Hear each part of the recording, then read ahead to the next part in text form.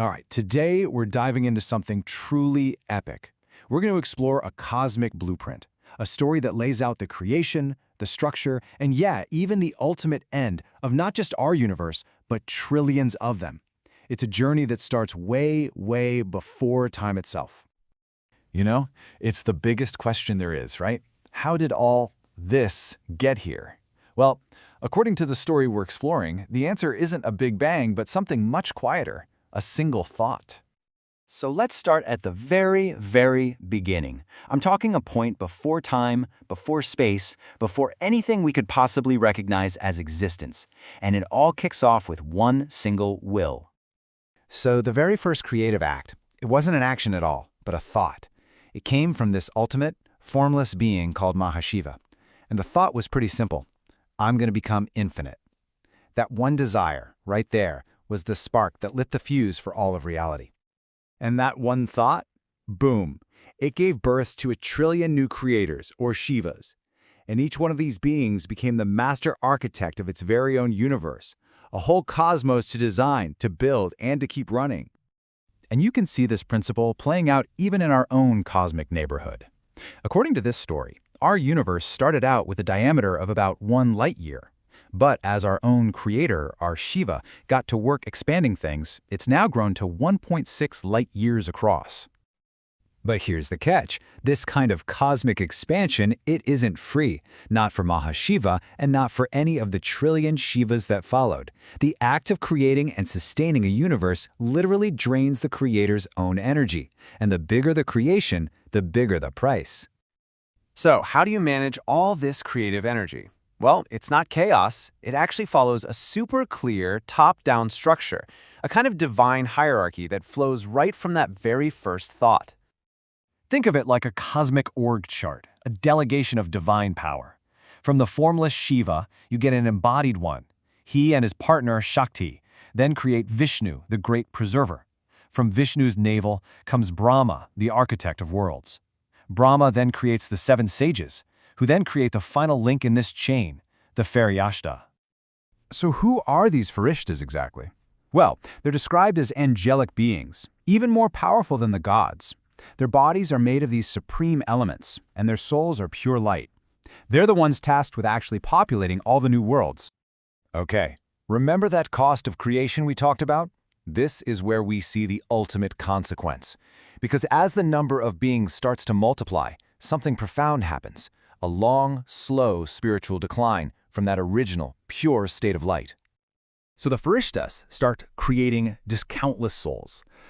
But just like their own creators, this act weakens them, and each new soul is a little less powerful than the last. The very fabric of reality starts to get denser. It degrades. And from the world of the Farishtas, the world of the Devas, or gods, Amrujas. It's like a cosmic inflation of population, but a deflation of power.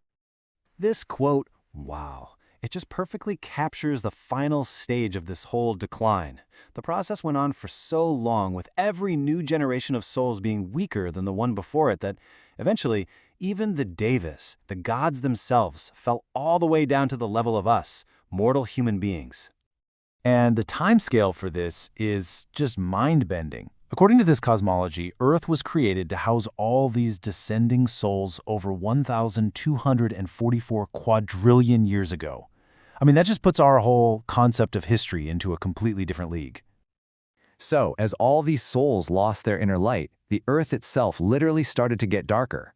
The sun wasn't just some random star that formed. It was a solution. It was deliberately created to bring light to a world that couldn't light itself up from the inside anymore. And get this, here's a detail that totally flips modern science on its head. In this version of the story, in the very beginning, the sun actually revolved around the Earth. It was basically serving its function as a giant lamp for a world that was plunged into darkness. Now, Earth isn't the only plane of existence in this whole setup. The cosmos we're talking about here is more like a multi-layered reality, with all these realms existing both above and below our world. You can kind of picture it like a vertically stacked universe. You've got us, Earth, right in the middle. Above us are 7 heavenly realms called Lokas, and below us lie 7 underworlds, the Patalas, and each level you go down gets denser and darker. But the structure goes even deeper. The source material tells us that beneath even the lowest underworld, there were once 550 million hells. So the obvious question is, what in the world happened to them? And the answer is just incredible. Those 550 million hells, they were shattered. They got broken apart and transformed into the very asteroids and rocks that we now see just wandering aimlessly through space. Wild, right? Okay, so we've seen the creation, the hierarchy, this long, slow decline. But how does it all end? This brings us to the final big concept, pralaya, the great cosmic reset button. So pralaya is basically what happens when a universe's creator, its own personal Shiva, finally runs out of the energy it needs to keep the lights on. Remember that cost of creation? Well, this is the final bill coming due. And because there are trillions of universes, each with its own Shiva, the timing for pralaya is totally different for every single one. The whole process is actually pretty methodical. When the creator's energy is totally gone, it creates one last thing, Kalagni, the fire of time. This fire just consumes and dissolves the entire universe, turning it all back to nothing. But it's not the final end.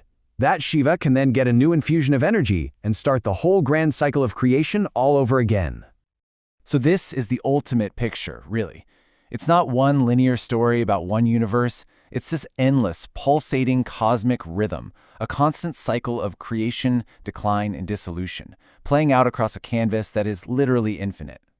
And all of this, it really just leaves us with one last massive question to think about.